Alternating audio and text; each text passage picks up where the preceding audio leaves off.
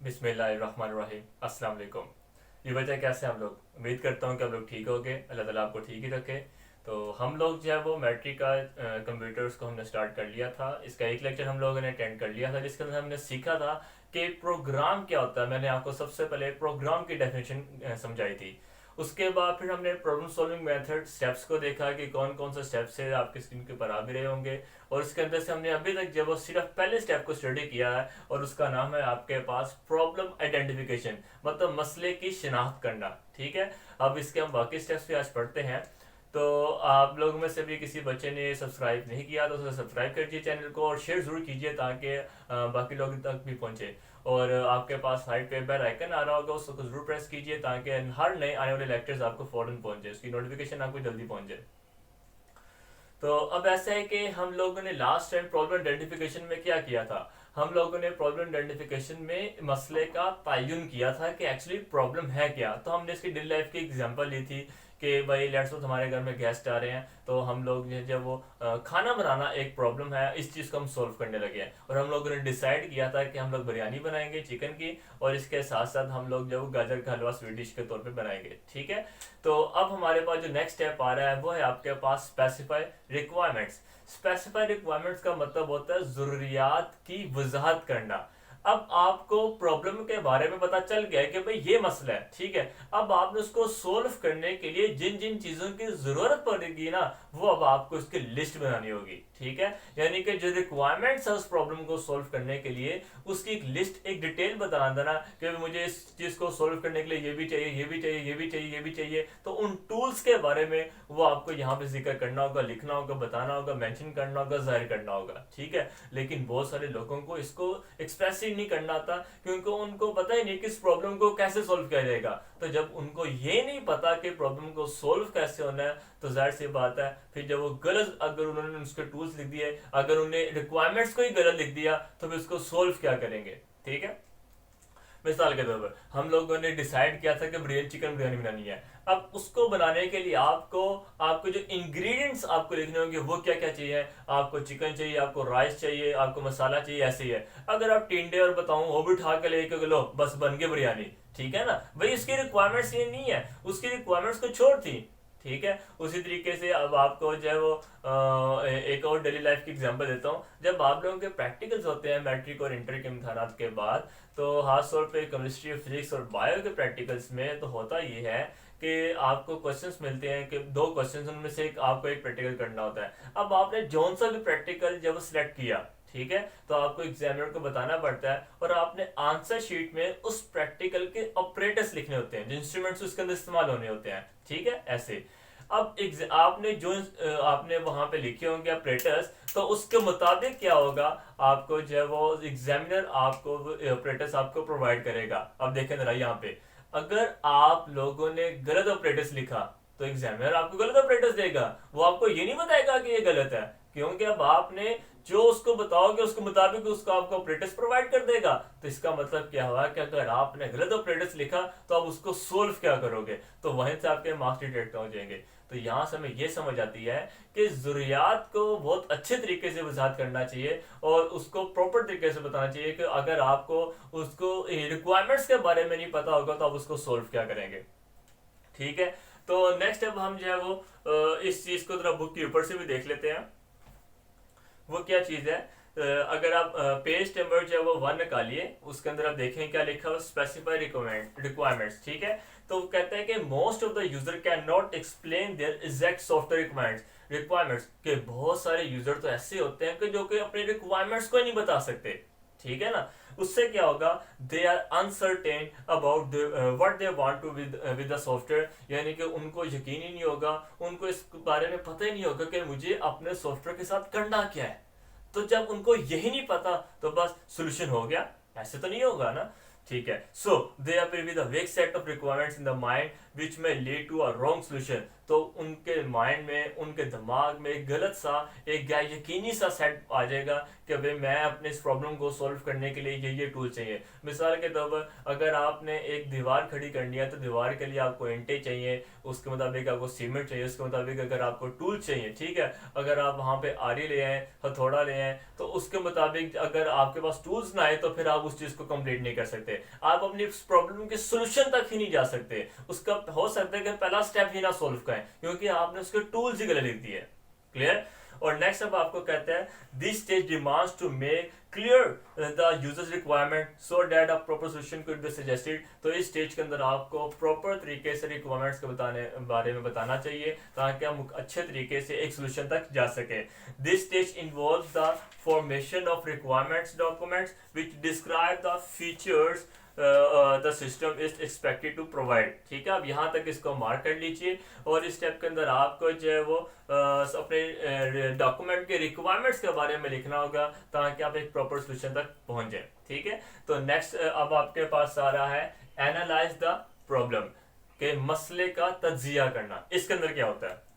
इसके अंदर होता यह है कि आपको एक बड़े प्रॉब्लम को छोटे छोटे हिस्सों में डिवाइड करना होता है। ठीक है, मिसाल के तौर पर आपको बिरयानी बनानी है, आपने चाय का भी बंदोबस्त करना, आपने गाजर का हलवा भी बनाना है। ठीक है, तो अब सारा कुछ इकट्ठा एक साथ नहीं आप करना शुरू कर देते, बल्कि प्रॉपर प्लानिंग के साथ चलते हैं कि पहले मैंने ये करना है, उसके बाद इस स्टेप को करूंगा। इसका अगर आप जाहिर सी बात है ना कि अगर आपने चाय पहले बना दी तो जाहिर सी बात है कि क्या होगा कि गेस्ट आएंगे, अगर उनको वेट करना पड़ा तो चाय उस टाइम तक ठंडी हो जाएगी। ठीक है, तो एक प्रॉपर प्लानिंग के साथ सारा काम हो रहा होगा कि कौन सा स्टेप किस जगह पे जाके जो उसको सोल्व करना होगा। ठीक है, तो हम अपने एक बड़ी प्रॉब्लम को छोटे छोटे हिस्सों में इस तरीके से डिवाइड कर लेते हैं। तो उस छोटे छोटे हिस्सों में डिवाइड करना ही आपके पास क्या कहलाता है? Analyse the problem.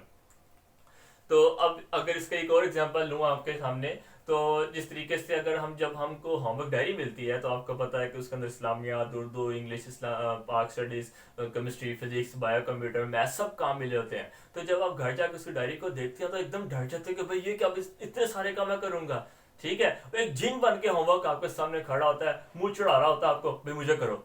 ठीक है, लेकिन फिर क्या होता है कि शार्प माइंड स्टूडेंट्स क्या करते हैं कि प्लानिंग कर लेते हैं कि मुझे पहले 2 घंटे जो है वो मैथ के लिए जो है वो रिजर्व कर देने हैं। 1 घंटा मैं फिजिक्स के लिए, 1 घंटा मैं बायो कंप्यूटर के लिए, 1 घंटा मैं केमिस्ट्री के लिए, और बाकी 1 घंटा एक ब्रेक लेने के बाद मैं बाकी सब्जेक्ट्स को कवर अप कर लूंगा। तो यूं हमने क्या किया, एक बड़ी प्रॉब्लम को छोटे छोटे हिस्सों में डिवाइड किया और आराम से उनसे आपका डेली का जो काम है जो स्कूल से मिला हुआ था वो सोल्व हो गया। ठीक है, लेकिन अगर आप उससे देख कर डर जाएंगे और कहेंगे कि मुझसे होना ही नहीं, तो बल्कि वो वाकई नहीं होता। ठीक है ना, तो इसलिए आपको इस प्रॉब्लम को पहले छोटे छोटे हिस्सों में डिवाइड करना पड़ता है। अब इसको हम कहते, इस टेक्निक को हम डिवाइड एंड कॉन्कर रूल भी बोलते हैं। ठीक है, डिवाइड एंड कॉन्कर रूल का मतलब क्या होता है? तकसीम करो। डिवाइड का मतलब तकसीम करना एंड कॉन्कर रूल का मतलब फतह करना। ठीक है, तो होता यह था कि पुराने जमाने में जो जंगें लड़ी जाती थी तो बादशाह या वजीर ऐसा नहीं था कि अपने सारी फौज को एक ही सारे जो एरिया में भेज देता कि भाई आप जाओ और यहाँ पे जंग लड़ो। नहीं, ऐसा नहीं होता था। होता ये था, एक स्ट्रेटेजी अपनाई जाती थी, वो ये कि उस बड़े हिस्से को जिसमें जंग लड़नी होती थी उसको छोटे छोटे पार्ट्स में डिवाइड कर दिया गया। अब हर पार्ट में, हर एरिया में अलहदा फौज को भेजा जाता था, वहां पे जंग की जाती थी, उसको फतह किया जाता था। फिर नेक्स्ट पार्ट में वहां पे जंग होती थी, उसको फतह किया जाता था। फिर नेक्स्ट, तो यूं करते करते करते वो सारा बड़ा इलाका फतह हो गया। अगर हम पहले बड़े इलाके में सारी फौज फैला देते तो मुमकिन था कि हमें शिकस्त बजे, लेकिन हमने सारी फौज एक जगह रिजर्व कर दी है। उससे हुआ ये कि ताकत ज्यादा होगी और फिर क्या हुआ कि उस छोटे से हिस्से को आराम से इजीली फतह कर लिया गया और आगे चलते गए। इस टेक्निक को बोलते हैं डिवाइड एंड कॉन्कर रूल। इसका दूसरा नाम है टॉप डाउन डिजाइन। ठीक है, तो जरा बुक पे देखिए, पेज नंबर 2 है आपके पास, उसके अंदर उसने क्या लिखा हुआ है। वो कहता है कि at this stage the problem is decomposed into sub problems, कि इस स्टेज के अंदर हम प्रॉब्लम को छोटे छोटे पार्ट्स में सब प्रॉब्लम्स में डिवाइड कर देते हैं। Rather than concentrating on a bigger problem as a whole, we try to solve each problem separately. कि इसके बजाय हम बड़े प्रॉब्लम को इकट्ठा एक साथ सॉल्व करें, हम उसकी बजाय क्या करते हैं, हम उस छोटे छोटे पार्ट्स को, छोटे छोटे प्रॉब्लम को अलहदा अलहदा सॉल्व करने की कोशिश करते हैं। ठीक है, and this leads to a simple solution. इससे क्या होता है कि आप अपने सोल्यूशन तक आसानी से पहुंच जाते हैं। This technique is known as top down design and also called divide and conquer rule. ठीक है, यहां तक आप मार्क कर लीजिए। नेक्स्ट अब आपके पास आ रहा है design algorithm and draw flow chart. तो अभी तक हम लोगों ने क्या किया था, प्रॉब्लम को आइडेंटिफाई किया था कि भाई प्रॉब्लम थी बिरयानी और इसके बाद आपका गाजर का हलवा, ये सारा कुछ था। फिर हम लोगों ने उसको बनाने के लिए रिक्वायरमेंट्स लिखी कि भाई बिरयानी के लिए आपको जो है वो चिकन चाहिए, राइस चाहिए, उसके मुताबिक मसाला आपको चाहिए, गाजर के हलवे के लिए गाजर है, दूध है, चीनी है, ये सब चीज़ें मौजूद हैं। ठीक है, अगर आपने यहाँ पे रिक्वायरमेंट्स गलत लिख दी तो जाहिर सी बात है फिर आप सोल्यूशन भी उसका गलत होगा। इस स्टेप के अंदर हमने क्या किया, अपने उस बड़े मसले को छोटे छोटे पार्ट्स में डिवाइड कर दिया और अब हम हर पार्ट को अलग-अलग सॉल्व करने की कोशिश करेंगे। ठीक हो गया। तो अब नेक्स्ट अब आपके पास design algorithm and draw flow chart. यहाँ पे हम क्या करेंगे कि जो आपने प्रॉब्लम को सोल्व करना है उसका सॉल्यूशन रिटन फॉर्म में हम लिखेंगे। ठीक है, मतलब उसके हम स्टेप्स लिखेंगे कि एक्चुअली हमने प्रॉब्लम को सोल्व कैसे करना है। ठीक है, तो उन स्टेप्स को हम क्या बोलते हैं, डिजाइन एल्गोरिथम। और अगर हम उन्हीं स्टेप्स को पिक्टोरियल फॉर्म में तस्वीरी शक्ल में जाहिर कर दें तो वो हमारे पास क्या बन जाता है, फ्लो चार्ट। इसकी छोटी सी अगर आपको एग्जांपल दूं, बिल्कुल वैसी है जैसे कि अगर आपको बिरयानी बनानी थी तो बिरयानी की जो रेसिपी है जो लिखी है, बाज़ औक़ात हवा दिन को नहीं आती, तो वो रेसिपी को देख देख के काम करिए तो वो जो रेसिपी आपके लिखी हुई कहलाती है, उन स्टेप्स को, उन रेसिपी को आप एल्गोरिथम के तौर पे कह सकते हैं। ठीक है, और अक्सर होता यह है कि कई जगहों में जो है वो सिंबल्स बने होते हैं या फिगर्स बनी होती है, डायग्राम्स बनी होती हैं, उन डायग्राम्स को देख देख के भी जरा काम करवाया किया जा रहा होता है, अपनी प्रॉब्लम को सोल्व किया जा रहा होता है। उस डायग्राम्स को, उन फिगर्स को हम फ्लो चार्ट के तौर पे बात कर सकते हैं कि वो फ्लो चार्ट होंगे। ठीक है, तो वैसे ये क्या चीज़ें होती हैं आपके कंप्यूटर की जो है वो इस लैंग्वेज में, वो हम अगले टॉपिक्स में हम देख भी लेंगे। ठीक है, लेकिन जो एग्जाम्पल्स मैंने आपको बताई है वो तकरीबन बिल्कुल वैसी बनती हैं। क्लियर? तो अगर हम इसको भी पढ़ लेते हैं कि क्या लिखा हुआ है, देखिए जरा अपने पेज नंबर 2 पे, तो वहां पे लिखा हुआ है design algorithm and draw flow chart की हेडिंग आपके पास आ रही है। तो सबसे पहले वो एल्गोरिथम के बारे में डिस्कस कर रहा है। Designing algorithm requires to develop a finite list of steps to solve a problem. के डिजाइनिंग एल्गोरिथम का मतलब क्या है कि आपने फाइनाइट, फाइनाइट का मतलब लिमिटेड, लिमिटेड। ठीक है, मतलब 10, 15, 20, 25 हो सकता है कि आपके 100 हो, इनफाइनाइट ना हो, मतलब लामहदूद, इतने ज्यादा, तो फिर उस चीज को पढ़ के सोल्व करना वो थोड़ा सा मुश्किल हो जाएगा। ठीक है, और नेक्स्ट अब आपके पास कह रहा है कि it is then verified that whether the algorithm solves the problem as intended or not। यानी कि जब आपने उन स्टेप्स को लिख लिया कि मुझे इन प्रॉब्लम को इन स्टेप्स के थ्रू सॉल्व करना है, तो फिर आपने उन स्टेप्स को चेक भी करना है कि क्या ये रिक्वायरमेंट के मुताबिक काम कर भी रहे हैं कि नहीं कर रहे। ठीक है, अगर नहीं करे उसको चीज हम ठीक करें। तो अगर आपने उसकी अपनी रिक्वायरमेंट को देखना होगा, इन स्टेप्स को पढ़ने के बाद, करने के बाद, क्या हमारी फाइनल आउटपुट वैसी आ रही है जो हमारी डिमांड थी। ठीक है, इस चीज को भी हमें देखना होता है। तो बात होता है कि writing algorithm is often most difficult part of the problem solving process. ये सम टाइम आपका बहुत डिफिकल्ट स्टेप होता है क्योंकि यहाँ पे आपने एक्चुअली वो एक तरीके का लिखना होता है कि जिसको देखते हम अपना काम करेंगे। ठीक है, तो most computer algorithm perform at least following steps: gate data means input, perform computations mean process, and the display results mean output. यहाँ तक आप मार्क कर लीजिए, ये एल्गोरिथम के बारे में आ गया। ठीक है, तो मेन हेडिंग आपके पास ये सारी है। तो इसके अंदर अभी हमने सिर्फ एल्गोरिथम के बारे में पढ़ा है, तो जिसके अंदर उसने लास्ट में भी बोला कि 3 स्टेप्स बहुत ज्यादा इंपॉर्टेंट है। वो आपके पास इनपुट, फिर प्रोसेसिंग और फिर आपके पास क्या हो जाएगा, आउटपुट।